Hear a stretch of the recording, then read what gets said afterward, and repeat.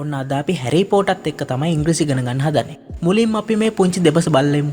ඔයා මේක අහලා ඔයාට තේරුම් ගන්න පුළුවන්ද කියලා බලන්න. ඊට පස්සේ මම මේ පුංචි දෙබස පාවිච්චි කරලා ඔයාට ඉංග්‍රීසි පාඩමක් කරනවා.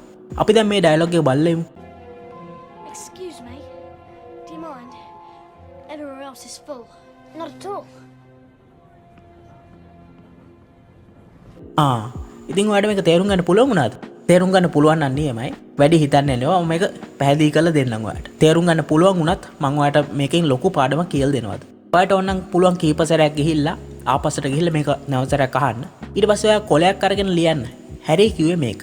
රොන් කිව්වේ මේක. එහෙම ඔයාට දෙබස සිංහලෙන් ලියන්න පුළුවන් නම් ඒක ලියන්න. ඊට පස්සේ අපි මේක බලමු. මම ඔයාට තප්පර 3ක් දෙන්නම්. ආපහු ගිහිල්ලා ඕනනම් ඔයා චෙක් කරගන්න පුළුවන්. එහෙම නැත්නම් අපි ඉස්සරහට යන්න. ඔන්න අපි හොක්වර්ඩ්ස් එක්ස්ප්‍රස් එකේ ඉන්නවා. රොන් එක පාටම ඇවිල්ලා හැරිගෙන් මෙහෙම අහනවා. Excuse me, do you mind? මොකද මේ excuse me කියලා කියන්නේ? ඒ කියන්නේ සමා වෙන්න මට. Excuse me කියලා කියන්නේ සමා වෙන්න මට. අපිට මේ excuse me කියන එක පාවිච්චි කරන්න පුළුවන්. ඔන්න හිතන්නකෝ ඔයාට කෙනෙක්ගෙන් දෙයක් අහන්න ඕන. එතකොට එයාගේ අවධානය ඔයා ගන්න සිද්ධ වෙනවා. Excuse me. Excuse me. Excuse me, sir. එතකොට ඒ දේ කෙලින්ම මේ මනුස්සයාගෙන් අහන්න කලින් ඔයාට excuse me කියලා කතා කරන්නේ නැහැ. ඒක එතකොට කෙනෙක්ගේ ක්‍රියාවට බාධා වෙනවා. එතකොට ඇත්තටම මේ එතන සමා වෙන්න කියලා කියන්නේ අපි එයාට කරන බාධාවන් එක. අපේ ක්‍රියාව හන්දා එයාට බාධාවක් සිද්ධ වුණා. ඒ මිනිස්සයා පාඩුවේ වැඩක් කර කර හිටියේ. ඉතින් ඔයා ගිහිල්ලා එයාට කතා කරනකොට එයාට කරදරයිනේ. ඉතින් ඒක හන්දා excuse me කියලා ඔයා සමාව ඉල්ලනවා ඒ වචනයත් එක්ක. අපිට ඕන excuse me පාවිච්චි කරන්න පුළුවන්. ඔන්න හිතන්නකෝ ඔයා යන පාරේ යාළුවෝ ටිකක් එක රොත්තකට ඉන්නවා. දැන් ඔයාට යන්න විදිහක් නැහැ මෙතනින්. ඉතින් ඔයාට excuse me කියලා කියන්න පුළුවන්. එතකොට ඔයාට යන්න මාර්ගය හදාගන්න පුළුවන්. කට්ටිය ගොඩක් ඉන්නකොට ඔයාට ඒ කට්ටිය හරහා ඉස්සරහට ගමන් කරන්න ඕන නම් excuse me, please excuse me කියලා මාර්ගය හදාගෙන ඉස්සරහට යන්න පුළුවන්. I am sorry කියන එකයි excuse me අතර එකයි වෙනස මොකද්ද? දැන් ඒ දෙකෙන්ම කියන්නේ මට සමාව වෙන්න කියලානේ. excuse me එවනම් I am sorry. මට සමාව වෙන්න. ඉතින් I am sorry කියන එක පාවිච්චි කරන්නේ ඔන්න ඔයාට කෙනෙක්ගේ කකුල පෑගුණා. කකුල පෑගුණාට පස්සේ ඒ ක්‍රියාව සිද්ධ වෙලා ඉවරයිනේ. ඉතින් ඔයාට I am sorry කියලා කියන්න පුළුවන්. ඉතින් ඔන්න ඔයාගේ පස්සෙන් බල්ලෙක් පන්නවා. ඉතින් ඔයා දුවගෙන එනකොට ඔන්න ඔයාගේ ඉස්සරහා යාළුවෝ සෙට් එකක් ඉන්නවා. ඉතින් ඔයාට excuse me කියලා කෑ ගහන්න. ඒකට ඒ කට්ටියට අයින් වෙන සිද්ධ වෙනවා. ඒ වගේම ඔයා දන්නවා ඔයා අනිවාර්යයෙන්ම මේ යාළුවගේ ඇඟේ හැප්පෙනවා.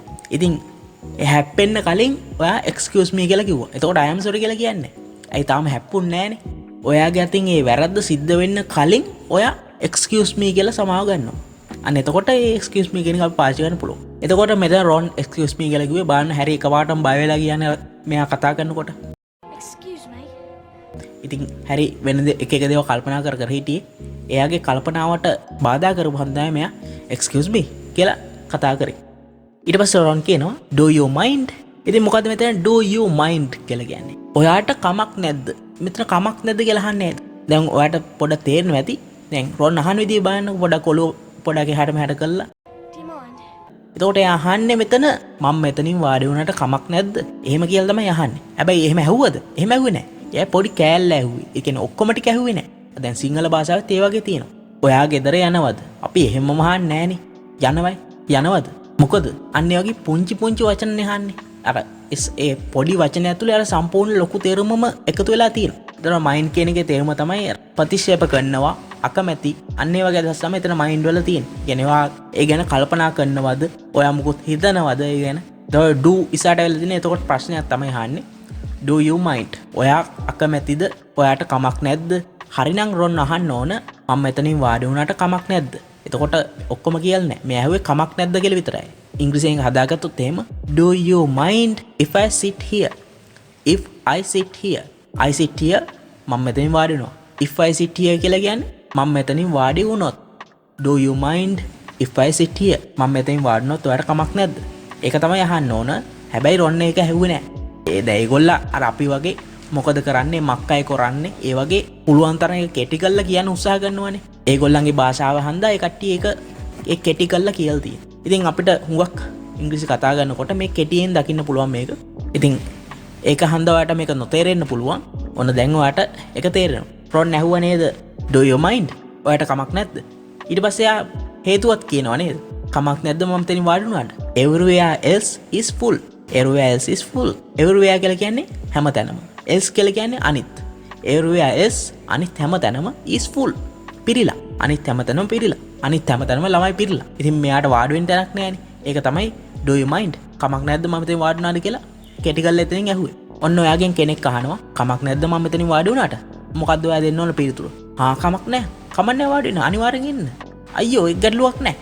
අන්න ඒ වගේ ගන්න තියෙන්නේ ඕනේ නේද? එතකොට හැරි උත්තර දෙනවා කොහොමද? Not at all. Not at all. ඒ කියන්නේ කොහෙත්ම නැහැ. ගැටලුවක් නැහැ. කොහොමවත් ගැටලුවක් නැහැ. මෙතනින් වාඩි වෙන්න. කොහෙත්ම නැහැ. කමක් නැහැ. Not at all. එහෙම කියලා වාඩි වෙන්න කියලා කියනවා. එහෙම නැත්නම් අපිට ඕනනම් කියන්න පුළුවන් no problem. ප්‍රශ්නයක් නැහැ. Sure. අනිවාර්යෙන්. Please do. කරුණාකරලා එන්න. අන්න ඒ වගේ අපිට එහෙම කියන්න පුළුවන්. ඔන්න මුලින්ම හැරි රොන් දැන් දෙන්න එකට වාඩි වෙලා ඉන්නේ. දැන් ඒගොල්ලව හඳුනා ගන්න හදන්නේ. මේ දෙන්න කවුද කියලා දන්නේ නැහනේ. අපි බලමු ඊළඟ කොටස. I'm Ron, by the way. Ron Weasley. I'm Harry. Harry Potter. ඉතින් ඔයාලට මේක තේරුම් ගන්න පුළුවන් නම් කොලේක ලියන්න. මම තප්පර තුනක් දෙන්න. සිංහලෙන් තේරුම ලියන්න. ඔන්න රොන් කියනවා I'm Ron by the way. Ron Weasley. එතන I am Ron. I am කියන එක තමයි I'm කියලා එතන කෙටි කරලා තියෙන්නේ. I'm Ron. මම තමයි Ron. ඒ කියන්නේ මගේ නම කියන්නේ නේ. Ronගේ එයාගේ නම කියනවා. I'm Ron by the way. By the way කියලා කියන්නේ ඒක නෙවෙයි. අපි ඒක සිංහලෙන් කියනකොට මුලට කියා ගන්නවා. ඒක නෙවෙයි. මගේ නම Ron. ඔයා යාළුවෙක් එක්ක මොකක් හරි දෙයක් කතා කර ඉන්නකොට එකපාරටම වෙන දෙයක් ගැන කතා කරන්න ඕන නම් ඔයාට by the way do you know about this? ඒක නෙවෙයි. ඔයා දන්නවද මේ ගැන? එහෙම කියලා ඔයාලා කතා කරන මාතෘකාව වෙනස් කරගන්න පුළුවන්. by the way. ඒක නෙවෙයි. ඊට පස්සේ හැරි උත්තර දෙනවා I am Harry. Harry Potter. මම තමයි Harry. Harry Potter. ඉතින් ඔයාට පුළුවන් ඔයාලව හඳුන්වා දෙනකොට මගේ නම Ron. My name is Ron. එහෙම කියන්නේ නැතුව I am Ron. අපි ලිපි එහෙම ලියනකොට නම් my name is කියලා දාන්න පුළුවන්. සාමාන්‍යයෙන් අපි ජීවිතේදී කතා කරනකොට I am Ron. I am Kamal. එහෙම කියලා පාවිච්චි කරන්න පුළුවන්. ඔයාගේ වයස කියනකොටත් ඔයාලට මේක පාවිච්චි කරන්න පුළුවන්. I am 16. I am 20. මට 16යි. මට 20යි. එහෙම කියලාත් මේක පාවිච්චි කරන්න පුළුවන්. I am 16 years old. එච්චර දුර කියන්න ඕනේ. I am 16. My age is 16. එහෙම කියන්න ඕනෙත් නැහැ. I am 16. ඔන්න අපි ඊළඟ ඩයලොග් එකක් බලමු. This is Scabbers, by the way. Pathetic, isn't he? Just a little bit. ඒකදී රොන් එයාගේ මීයාව හඳුන්වා දෙනවා නේද? අපි ඒක තේරුම් ගන්න බලමු. ඔන්න රොන් කියනවා This is Scabbers by the way. This is Scabbers. මේ තමයි Scabbers. Scabbers කියලා කියන්නේ එයාගේ මීයාගේ නම. ආයේ එයා කියනවා by the way කියලා. ඒතකොට බලන්න රොන් by the way කියන එක කීප සැරයක් පාවිච්චි කරනවා නේද? ඒක නෙවෙයි. මේ තමයි Scabbers. Pathetic. Isn't he? Pathetic කියලා කියන්නේ කනගාටුදායකයි. එහෙම නැත්නම් පව්. Isn't he කියලා කියන්නේ නැද්ද? He කියලා කියන්නේ ඔහුනේ. එතන he කියලා අදහස් වෙන්නේ කවුද? Scabbers. මීයා ගැන තමයි කියන්නේ. පව්නේ. දැන් හිතන්නකෝ ඔයාව හඳුන්වා දුන්නනේ. I am Ron. මම තමයි Ron. ඔයාට පුළුවන් ඔයාගේ ළඟ ඉන්න තව කෙනෙක් හඳුන්වා දෙන්න. මේ තමයි Kamal. මේ තමයි Scabbers. මේ තමයි Harry. එතකොට this is කියලා එක පාවිච්චි කරන්න පුළුවන්. ඔන්න ඊට පස්සේ Harry උත්තර දෙනවා just a little bit. Little bit කියලා කියන්නේ little කියන පුංචි. පොඩ්ඩක්. A little පොඩ්ඩක් විතර. ටිකක් විතර පව් කියලා තමයි එයා කියන්නේ එතකොට. ඔන්න ඊට පස්සේ Ron මන්තරයක් කරන්න hදන්නේ. Ron කියනවා Fred gave me a spell that's to turn him yellow. Want to see? Yeah. Fred gave me a spell to turn him yellow. Fred gave. එතකොට gave කියන්නේ ක්‍රියාපදයක්. give වල අතීත කාලේ. Fred දුන්නා. me මට. Fred gave me. Fred දුන්නා මට a spell මන්තරයක්. Fred දුන්නා මට මන්තරයක්. to turn him yellow. turn කියලා කියන්නේ හරවන්නට. to turn. to වලට අදහසන එක නිපාත පදයක්. turn කියලා කියන්නේ ක්‍රියාපදයක් හරවනවා. to turn කියලා කියන්නේ හරවන්නට him ඔහුව කවුද? Scabbers මීයව yellow කහ පාට. එතකොට Fred මන්තරයක් දීලා දිනන කාටද? Ronට turn him yellow. ඔව් හරවා. ඊට පස්සේ මෙයා කියනවා want to see.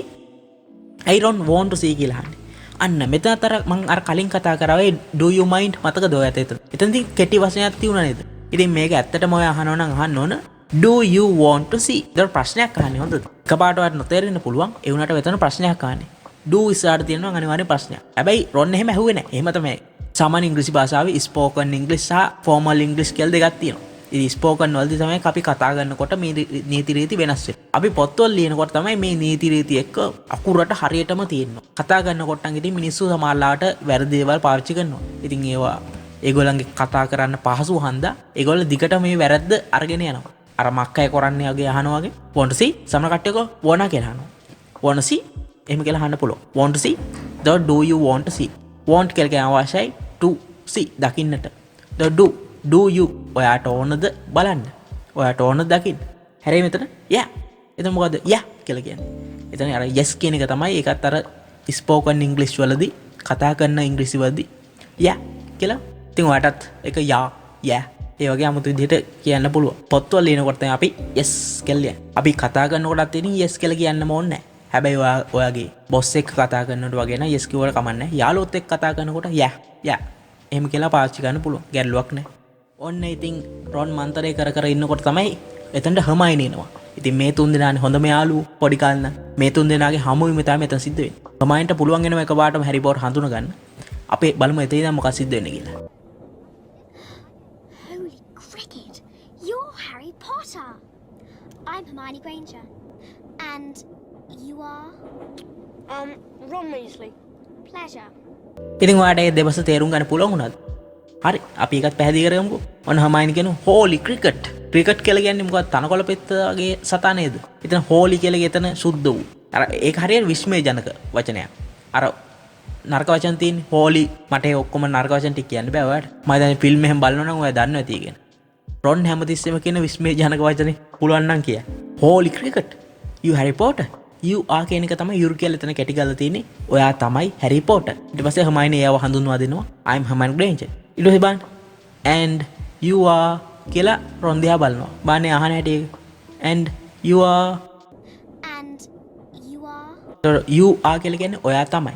you are ඒ රොන් දිහා බලාගෙන අහන්නේ මොකද්ද? එයා එතකොට ඔයා තමයි නම දන්නේ නැහැ කෙනෙක්ගේ නම අහන ක්‍රමයක්. what is your name? ඔයා මොකද්ද ඔයාගේ නම? එහෙම නැත්නම් අපිට අහන්න පුළුවන්. එතකොට ඔයා තමයි.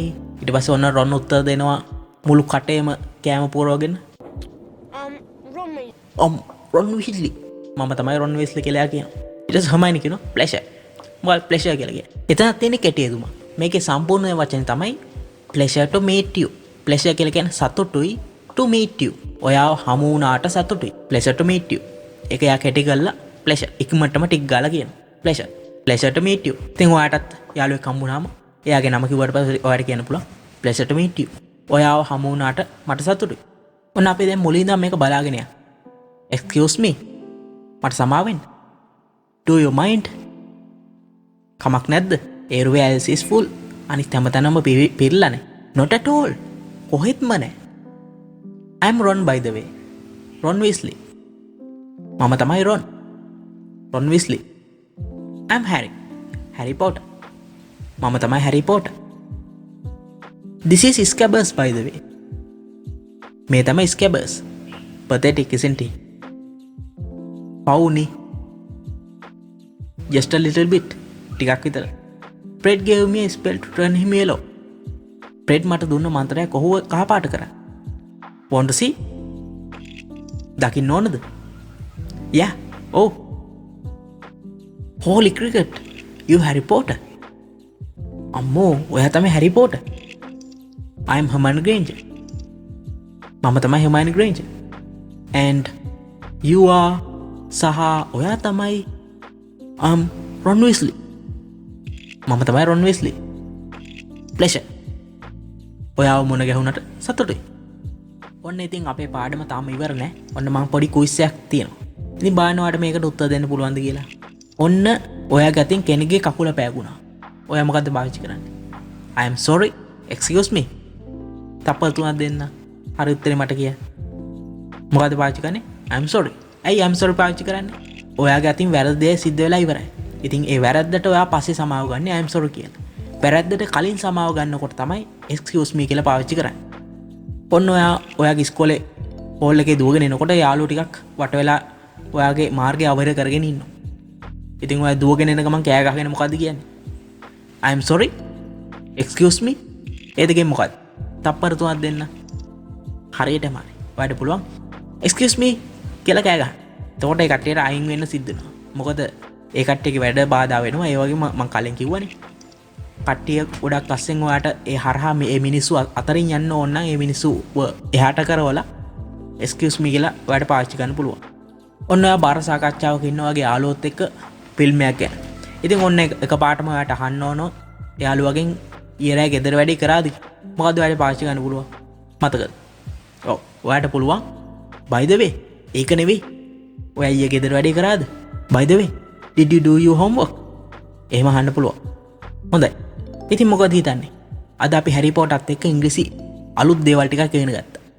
ඉතින් පහලින් කියන්න ඔයා මේ වීඩියෝ එක ගැන අද මොකද්ද හිතන්නේ කියලා. ඉතින් මේ වීඩියෝ එක ඔයාලට උපකාර වුණා නම් ඔයාගේ යාළුවන් එක්ක මේක ෂෙයා කරන්න. අපි නම් තව වීඩියෝ එකකින් හම්බෙමු. ඔයාලට සුබ දවසක්.